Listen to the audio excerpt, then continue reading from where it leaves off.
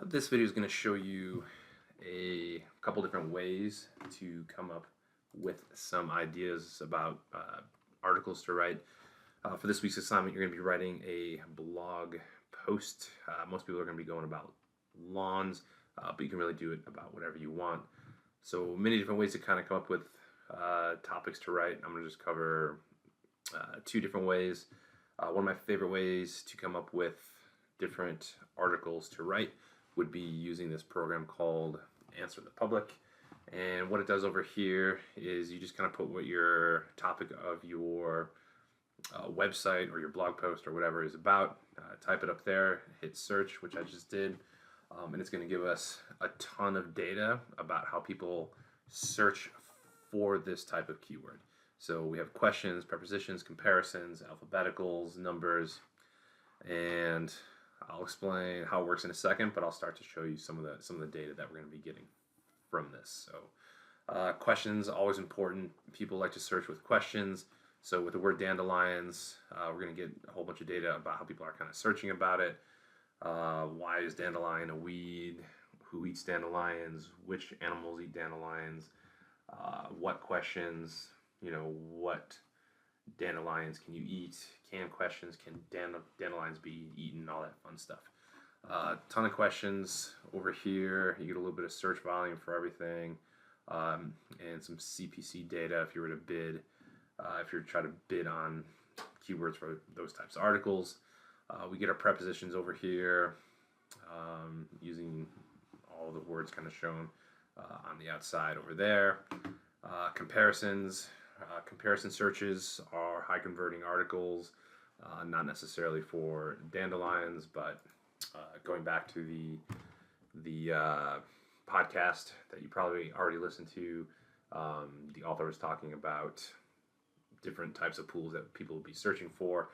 Once people get to the comparison stage of their search, they're kind of getting closer to making their decisions. So we can kind of see a bunch of comparison data, which is always going to be good.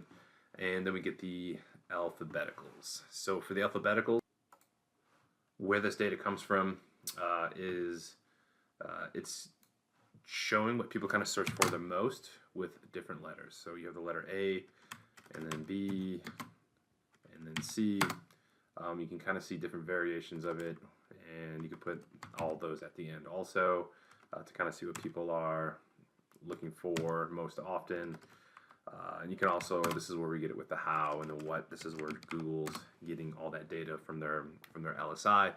So back in the day, if you were a digital marketer, we would go through and do all this stuff manually, step by step, putting it into Excel spreadsheets, and it would take forever. Really good data, but fortunately, different programs came along, such as Answer the Public, and put all this data here for us. So we can see the most common ways people are kind of searching for dandelions, and if you sign up for the paid version, there's going to be some pretty good data in here.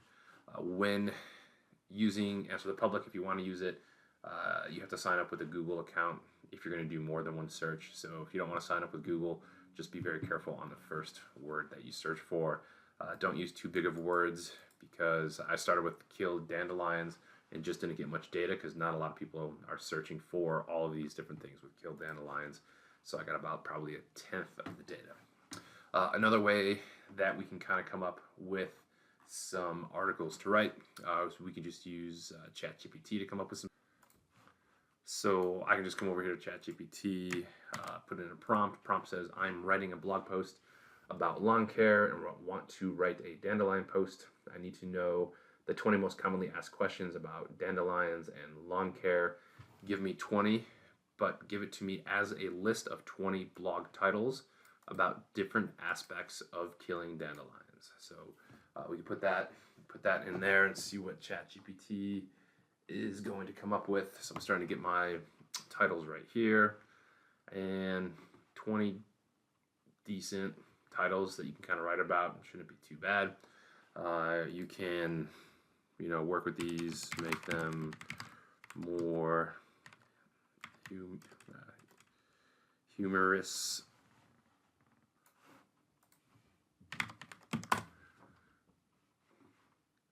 and gets a little bit more humorous as far as ChatGPT goes, but different ways you can kind of work around with that. So I played around with this, and then the title for my article that I'm going to be writing: